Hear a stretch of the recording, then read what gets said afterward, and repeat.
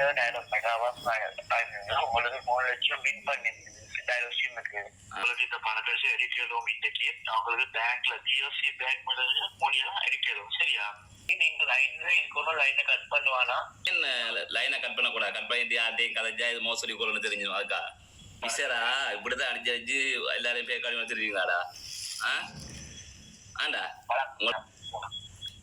கலடா கலடா பண்ணிட்டான் எங்க இருக்கு நாங்கள் செய்திகளின் ஊடாக பல தகவல்களை மக்களுக்கு பகிர்ந்து கொண்டிருக்கின்றோம். அந்த வகையில் மிக முக்கியமானதாக பல தடவைகள் சொல்லப்பட்ட தகவல் என்னவென்று சொன்னால் இந்த போலி தொலைபேசி அழைப்புகள். அதாவது நாங்கள் டயலாக் நிறுவனத்திலிருந்து கதைக்கின்றோம், ஏனைய நிறுவனங்களில் இருந்து கதைக்கின்றோம், உங்களுக்கு பரிசு பொருள் விழுந்திருக்கின்றது, நீங்கள் 1 லட்சத்தை தந்தால் அல்லது 2 லட்சத்தை தந்தால் அல்லது 50,000 தந்தால் நீங்கள் அந்த பரிசுகளை பெற்றுக்கொள்ள முடியும் என்று பல அழைப்புகள் உங்களுக்கு வரும். அதனால் பலர் ஏமாந்திருக்கின்றார்கள். இது தொடர்பாக எச்சரிக்கையாக இருக்குமாறு பல செய்திகளை நானே வெளியிட்டிருக்கின்றேன். இந்த நிலையில் அப்படி ஒரு அழைப்பு எனக்கே வந்திருக்கின்றது. அதில் குறிப்பிடப்பட்டிருக்கின்ற விடயங்கள் என்ன, இது தொடர்பாக நீங்கள் அறிந்து கொள்ள வேண்டிய விடயங்கள் என்ன, எனவே மிக மிக எச்சரிக்கையாக நீங்கள் இதிலே இருக்க வேண்டிய தேவை இருக்கிறது. ஆகையால் இதனை கவனமாக பாருங்கள், மற்றவர்களுக்கும் பகிருங்கள், மற்றவர்களும் விழிப்படையட்டும். இது தொடர்பாக இதிலே விரிவாக பார்க்கலாம். அதற்கு முதல் JK ரிப்போர்ட் எனப்படுகின்ற இந்த யூடியூப் சேனலை சப்ஸ்கிரைப் செய்து கொள்ளுங்கள். தொடர்ந்து அருகில் இருக்கின்ற பெல் பட்டனை கிளிக் செய்வதன் ஊடாக நான் போடுகின்ற காணொளிகளை நீங்கள் உடனுக்குடன் பார்க்கக்கூடிய வகையிலே இருக்கும். கடந்த சில தினங்களுக்கு முன்னர் எனக்கு ஒரு தொலைபேசி அழைப்பு ஒன்று வந்தது. இரவு நேரத்தில் வந்தது. நாங்கள் டயலாக்கில் இருந்து கதைக்கின்றோம். நீங்கள் டயலாக்கில் இருந்து வருகின்ற குறுஞ்செய்திகளை பார்ப்பதில்லையா, அதாவது உங்களுக்கு பரிசு விழுந்திருக்கின்றது, அது தொடர்பான செய்தியை நீங்கள் பார்ப்பதில்லையா, இவ்வாறு நாங்கள் அனுப்பி இருக்கின்றோம், நீங்கள் பார்க்கவில்லை என்று ஒருவர் கூறினார். நான் சொன்னேன் பார்க்க நான் என்று. அப்பொழுது கூறினார், இல்லை உங்களுக்கு பரிசு விழுந்திருக்கின்றது, நீங்கள் பார்க்கவில்லை, இன்றுடன் அந்த பரிசு முடிவடைகின்றது என்று அவர் கூறினார். அதுக்கு பிறகாக கேட்டார், உங்களிடம் வங்கி இலக்கம் இருக்கின்றதா என்று. நான் சொன்னேன், என்னிடம் வங்கி இலக்கம் இல்லை என்று. என்னிடம் இருக்கின்றது, ஆனால் எனக்கு அந்த அலைபேசி அழைப்பு வருகின்ற போது தெரியும் இது ஒரு மோசடியான அலைபேசி அழைப்பு, ஏமாற்று அலைபேசி அழைப்பு. டயலாக் நிறுவனத்திலிருந்து இரவு வேளையில் இப்படி அடிக்கவே மாட்டார்கள், அதோடு இப்படி பரிசு விழுந்திருக்கின்றது முடிகின்றது என்று சொல்லி அடிக்கவே மாட்டார்கள், வங்கி இலக்கம் தொடர்பாக கேட்கவே மாட்டார்கள். ஆகையால் உடனே எனக்கு தெரிந்து விட்டது இது தொடர்பாக. ஏன்னா நாங்களே நிறைய விடயங்களை மற்றவர்கள் சொல்லிக் கொண்டிருக்கின்ற போது எங்களுக்கு இது தெரியாமல் இல்லை. அதை வருகின்ற போது சரி கதைப்போம் என்று சொல்லி நானும் இன்னொரு ஊடகவியலாளரும் இருந்தோம். அப்போது இந்த விடயத்தை கதைத்துக் கொண்டிருந்தோம். அப்போது அவர் கேட்டார், இவ்வாறு வங்கி இலக்கம் இருக்கா என்று. இல்லை என்று சொன்னேன். அதுக்கப்புறம் சொன்னார், உங்களுக்கு பரிசு விழுந்திருக்கின்றது, இன்று முடிவடைகின்றது, நான் உங்களுக்கு பணத்தை போட வேண்டும் என்கின்ற வகையிலே அவர் பேசிக் கொண்டு வந்தார். அப்படி இருக்கின்ற போது தொலைபேசி அழைப்பை நீங்கள் துண்டிக்க வேண்டாம், நீங்கள் தொடர்ந்து பேசிக் கொண்டிருங்கள். ஆகையால் வங்கி கணக்கு எங்களுக்கு வேண்டும், வங்கி கணக்கினூடாகத்தான் பணத்தை போட முடியும், அது இன்று முடிவடைகின்றது என்கின்ற அடிப்படையிலே அவர் பேசியிருந்தார். அப்போது நான் சொன்னேன், என்னுடைய வங்கி கணக்கு இல்லை, எனது அண்ணாவின் வங்கி கணக்கு இருக்கு தரட்டாடு கேட்டேன். அதாவது வேண்டும் என்றே கேட்டேன். அப்போது அந்த நபரும் அதற்கு ஓம் என்பது போல தெரிவித்தார். இந்த சந்தர்ப்பத்தில் தான் அவர் பேசினார், இந்த தொலைபேசி அழைப்பை இந்த அலைபேசி அழைப்பை துண்டிக்காதீர்கள், தொடர்ந்து பேசிக் கொண்டிருங்கள், இப்போதே செய்ய வேண்டும் என்கிற அடிப்படையில் பேசுகின்ற போதே நான் இடையில் கேட்டேன், ஏன் தொலைபேசி அழைப்பை துண்டித்து வேறு யாரிடமும் கேட்டால் உண்மை தெரிந்துவிடும் என்பதற்காக தொலைபேசியை துண்டிக்க வேண்டாம் என்று சொல்லுகின்றீர்களா? அதுக்கு பிறகு அவர் கதைக்க, இப்படி எத்தனை பேரை தாண்டா ஏமாற்றீர்கள் என்று நான் கேட்டேன். அப்போது அவர் தகாத வார்த்தையால் பேசிவிட்டு அந்த அலைபேசி அழைப்பை துண்டித்து விட்டார். ஆகையால் அவர் எனக்கு அலைபேசி அழைப்பை மேற்கொண்டது எதற்காக சொன்னால், எனது வங்கி இலக்கம், எனது கிரெடிட் கார்டு அல்லது டெபிட் கார்டு நம்பர், அதை விட அதன் பாஸ்போர்ட் அதாவது பின் நம்பர் உள்ள தகவல்களை பெற்றுக் கொள்வதற்காக அல்லது அதன் ஊடாக எனது வங்கி கணக்கை அவர்கள் தங்கள் வசம் எடுத்துக் கொள்வார்கள், அதாவது அவர்கள் கைக் செய்து எடுத்துக்கொள்வார்கள், எனது வங்கி கணக்கில் இருக்கின்ற பணத்தை அவர்கள் மாற்றிக் கொள்வார்கள். இதுதான் இதிலே நடக்கின்ற விடயம். இது இவ்வாறு மோசடியான அலைபேசி அழைப்புகள் ஊடாக நடக்கின்றது. அதுவரை வெளிநாட்டுக்கு அனுப்புகின்றோம், உங்களது வங்கி கணக்கில் நீங்கள் பணத்தை வைப்பிலிட்டு வாருங்கள் என்று கூறி அதிலும் இவ்வாறான மோசடியை செய்து அந்த பணத்தை எடுக்கின்றார்கள். இவ்வாறான பின்னணியில் இந்த சம்பவங்கள் எல்லாம் தொடர்ந்து கொண்டே இருக்கின்றது. அதிலும் முக்கியமான இந்த அலைபேசி அழைப்புகளில் வருகின்ற மோசடிகள் தான். இதனால் ஏற்கனவே வவுனியாவில் ஒரு பெண் உயிரை மாய்த்துக் கொள்ளுகின்ற அளவிற்கு சென்று விட்டார். கிட்டத்தட்ட 3 லட்சம் வரை அவர் இவ்வாறு வங்கியிலே போட்டிருக்கின்றார். நீங்க அலைபேசியை துண்டிக்க கூடாது, உங்களுக்கு காசு விழுந்திருக்கின்றது, அடுத்தடுத்து பணம் விழுந்து கொண்டிருக்கின்றது என்று ஏமாற்றி அவர்கள் இவ்வாறு பணத்தை பெற்றிருக்கிறார்கள். ஆனால் போலீசார முறைப்பாடு கொடுத்தால் போலீசாருக்கு இருக்கின்ற முறைப்பாடுகள் எண்ணிக்கையில் இவற்றை எல்லாம் எங்கே போய் பிடிப்பது, அவர்கள் கடைசி வரைக்கும் பிடிக்க மாட்டார்கள். அது எதர்ச்சியாக அவனாகவே வந்து போலீசாரிடம் சிக்கினாலே தவிர போலீசார் தேடி பிடிக்கின்ற அளவுக்கு இல்லை.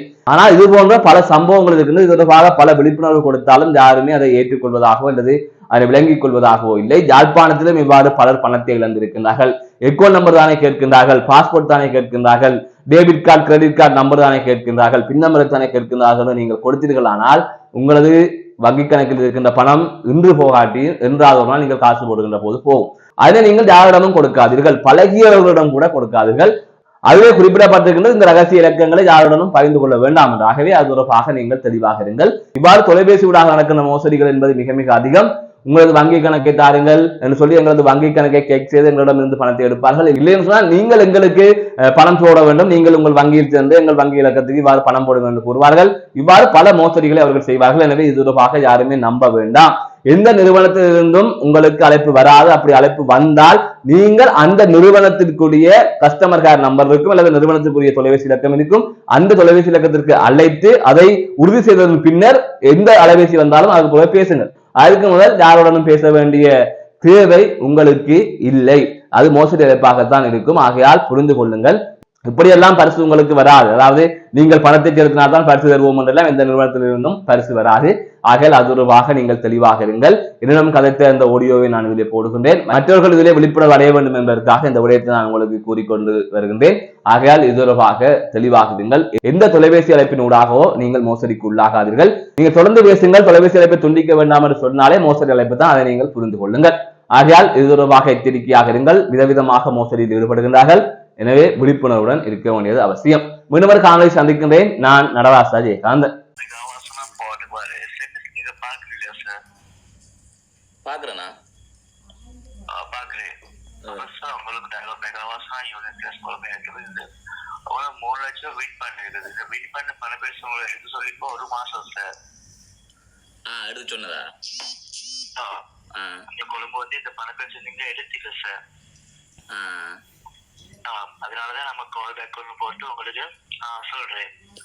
நமக்கு சொல்லுங்க தெரியுங்களா, இந்த பண பேர் நீங்க என்ன முறை சார் நீங்க எடுக்கிறேன்? நாங்கள் நேரம் வாங்குறது. அப்ப சார் நீங்க உங்களுக்கு இந்த பண பேசி எடுக்கிறதும் இன்னைக்கு உங்களுக்கு பேங்க்ல பிஎஸ்சி பேங்க் மூலியமா எடுக்கிறதும் சரியா? அதனாலதான் கொஞ்சம் லைன்ல அப்படி கொஞ்சம் இருங்க, நான் சொல்றேன் சரியா? தெரியுங்க லைன்ல. சரி சொல்லுங்க. நீங்க யார் சார் லைனை கட் பண்றீங்க? நான் கட் பண்ணல, தானே கட் ஆச்சு போகுது. சொல்லுங்க. ஓகே, அப்ப சார் நமக்கு சொல்லுங்க இந்த பணம் பேசி உங்களுக்கு எடுக்கணுமா இல்லாட்டி கேன்சல் பண்றேன் சார் இன்னைக்கு? என்ன சார் நீங்க என்ன முறை இருக்கிறீங்க நாங்க சொல்லுங்க சார் தெளிவான கருது. ஏமா சார் உங்களோட பணம் பேசி தான் சார் இருக்கு சரியா? அப்ப உங்களுக்கு பேங்க் அக்கௌண்ட் இருந்தா உங்களுக்கு பேங்க் அக்கௌண்ட் உடனடியாக ட்ரான்ஸ்ஃபர் பண்ணிடுவோம். நமக்கு உங்களுக்கு 3 லட்சம் வின் பண்ணிருக்கு. இந்த வின் பண்ண பணப்பெருசு உங்களுக்கு கொழும்பு வந்து ஹெட் ஆஃபீஸ் டைலாக் வந்து இந்த பணப்பெருசு உங்களுக்கு எடுத்து சொல்லிருக்குது. ஆனா சார் நீங்க போனுக்கு வர மெசேஜ் எல்லாம் நீங்க பார்த்தீங்க, அதனாலதான் நம்ம உங்களுக்கு கால் போட்டு இது சொல்றேன் சார். நமக்கு சொல்லுங்க சார், நீங்க இந்த பணப்பெருசுக்கு இப்ப என்ன முறை சார் நீங்க எடுக்கிறீங்க? என்ன அக்கௌண்ட் எடுக்கணும் எடுக்கலாம், அது பிரச்சனை இல்லை. நாளைக்கு அக்கௌண்ட் வந்து எடுக்குதானே? அப்ப சார் உங்களோட பேங்க் அக்கௌண்ட் ஒன்று இருக்கா? இல்ல நாளைக்கு துறக்கலாம் தானே சார்? நாளைக்கு துறத்து இந்த பணம் பேசி உங்களுக்கு எடுக்கிறது யார் தெரியுமா? இப்போ 1 மாசம் சார் சரியா? 1 மாசம் பிஞ்சு இருக்குது. அதனாலதான் நம்ம சொல்றேன் இன்னைக்கு இது கேன்சல் பண்றேன். அதனாலதான் உங்களுக்கு இப்ப பேங்க் அக்கௌண்ட் வந்து உங்களுக்கு கையில இருந்தா இப்பயே டிரான்ஸ்ஃபர் பண்ணி தரையிடும் நமக்கு இந்த பணம் பேசி. இப்ப இருந்தா இப்ப தரலாம். வேற அக்கௌண்ட் போடலாம். அது அப்படியா? வேற அக்கௌண்ட் எடுக்கலாதா? வேற யாரோட அக்கௌண்ட் சார் நீங்க எடுக்க போறீங்க? அக்கௌண்ட் எடுக்கலாதா? அப்ப சார் அவரோட பேங்க்ல இருந்து ஏடிஎம் கார்டு பாய்க்கணும். பேங்க்ல இருந்து போனுக்கு நம்ம இப்ப காசு டிரான்ஸ்ஃபர் பண்ணா அவங்களுக்கு போனுக்கு மெசேஜ் வரும் தான் அவனோட அக்கௌண்ட்டுக்கு. அப்ப சரி, அவனோட அக்கௌண்ட் நம்பரும் ஐடி நம்பரும் நீங்க தான் வரும் சரியா? 10 நிமிஷம் டிரான்ஸ்ஃபர் பண்ணி சொல்றேன். அப்படி நீங்க லைன்ல இருக்கணும், லைனை கட் பண்ணுவானா தெரியுமா? உங்களோட அக்கௌண்ட்டுக்கு நீங்க காசு வந்துச்சு நமக்கு சொல்லணும் சார், காசு இல்லாம நம்மளோட அக்கௌண்ட்டுக்கு வந்துருச்சு சரி சொல்லி நீங்க சொல்லிட்டு லைனை கட் பண்ணுவாங்க சரியா? அது வரைக்கும் கால் கட் பண்ண கூடாது.